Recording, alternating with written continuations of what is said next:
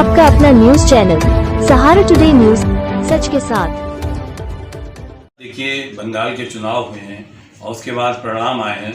वो परिणाम जो रिजल्ट आए हैं वो चौंकाने वाले नहीं हैं। ये हो नहीं था, जो हो गया है ये पहले होना था। क्योंकि जिस तरह से भारतीय जनता पार्टी लाशों पे चढ़ के राजनीति करना चाहती थी वो राजनीति नहीं कर सकी।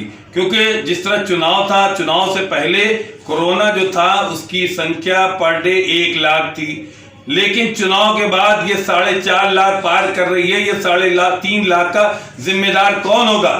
केवल सत्ता के लिए जिस तरह से ये खेल खेला गया है उसको लेके देश बहुत शर्मिंदा है। इस सिलसिले में हम कांग्रेस के वरिष्ठ नेता जो है हाजी मोहम्मद वसीक साहब से बात करेंगे।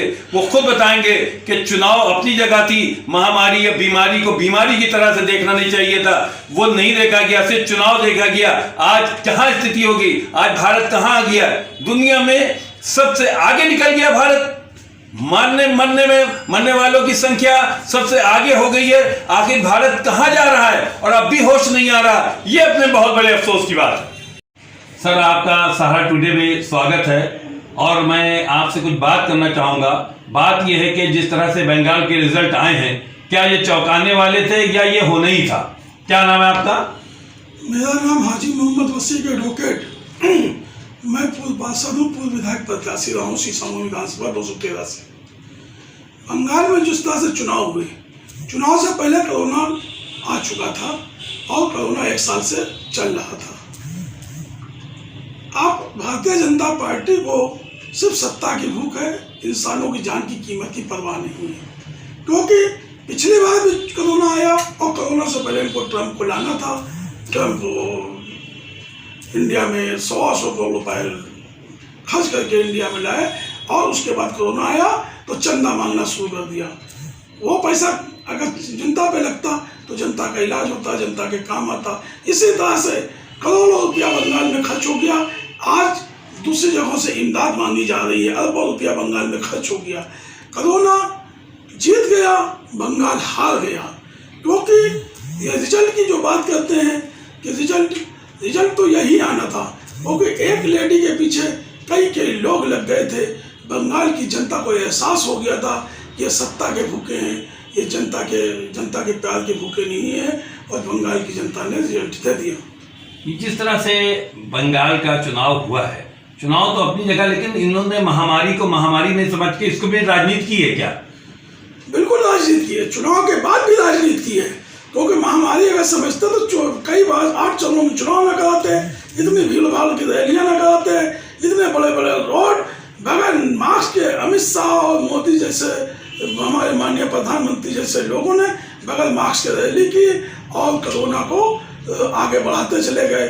और लॉकडाउन का पालन, महामारी का पालन का एडवर्टीजमेंट माननीय अमिताभ बच्चन जी से और जगह जगह से एडवर्टीजमेंट का करोड़ों रुपया खर्च करते रहे, लेकिन खुद इन्होंने कोरोना का पालन नहीं किया, खुद मास्क नहीं लगाया, खुद किसी चीज को ध्यान नहीं दिया। और चुनाव के बाद फिर राजनीति कर रहे हैं कि मुस्लिम तुष्टि कराऊंगा, मुस्लिम तुष्टि कराऊंगा। मुस्लिम सीटें 50-60 सीटों को प्रभावित कर सकती थी, लेकिन जो रिजल्ट आया है 220 सीटों के लगभग, उन सीटों पर सभी जगह मुस्लिम नहीं है। कहीं पर 98% हिंदू है, कहीं पर 95% है, कहीं पर 90% है, कहीं पर 80% हिंदू है। वो सीटें कैसे जीत गई ममता बनर्जी? इसका जवाब भारतीय जनता पार्टी को देना होगा। भारतीय जनता पार्टी आज देश की जनता गुमराह कर रही है कि मुस्लिम तुष्टिकरण से जीत गई है। मुस्लिम तुष्टिकरण होता तो सिर्फ मुस्लिम सीटें ही जीतती, बाकी सीटें नहीं जीतती तृणमूल कांग्रेस। जिस तरह से रिजल्ट आए हैं, आने के बाद भारतीय जनता पार्टी में ये कहा जा रहा है कि हमारी कोई हार नहीं हुई है, तो क्या ये मानते कि उनकी हार नहीं हुई, हार हो गई है? ऐसा है कि आपने सुना होगा कि बेसम का पेड़ अपने आप उगाता है। यहाँ बेसम के पेड़ उगते हैं, हार को हार मानना नहीं चाहते हैं। जीत जाते में लगे अपनी पीठ थपथपा ली, हार गए तो हमारी हार नहीं, हम बढ़ गए। अमित शाह जैसे इतने वरिष्ठ नेता, इतने सीनियर लीडर, गृह मंत्री जिनके लिए देश की रक्षा सुरक्षा और उनकी अपनी रक्षा सुरक्षा की जरूरत है, दिल्ली की गलियों में पर्चे बांट रहे थे। जब ये हार गए केजरीवाल से, तब भी कहने लगे हम हारे नहीं, हम 3 से 8 पे आ गए। यहाँ हार गए तो बोले हम 3 से 70 पे आ गए। अरे 73 पे आ गए तो आप सीटें भी तो और 18 जीते थे एमपी की, वो सीटों का रिजल्ट कहाँ गया? उन सीटों के हिसाब से आप जीत जाते, वो सीटें क्यों हार गए?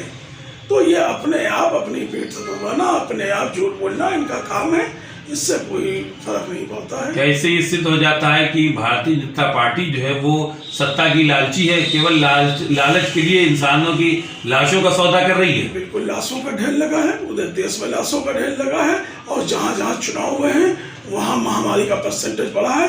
चुनाव से पहले जो परसेंटेज था, चुनाव के बाद उसका 10 गुना ज़्यादा परसेंटेज बढ़ा है। ये भारतीय जनता पार्टी के और बल्कि माननीय प्रधानमंत्री जिनको देश की जिम्मेदारी है उनको देखना चाहिए किस तरह की स्थिति कराकर आज देश को कहाँ से कहाँ पहुँचा दिया है। जो तैयारी 1 साल में इनको करनी चाहिए थी, आज दवाइयों की किल्लत, दवाइयों की महामारी, दवाइयों की कालाबाजारी, गैस की कालाबाजारी, पलंग नहीं, अस्पतालों में अधिक बिल लिया जाना, ये गरीब आदमी तो अब इलाज ही नहीं करा सकता है। गरीब आदमी जब 4 अस्पताल के चक्कर काटता है उसके बाद मरीज को लाकर घर में रख देता है, कहता है उससे बेहतर है मर जाए तो बेहतर है।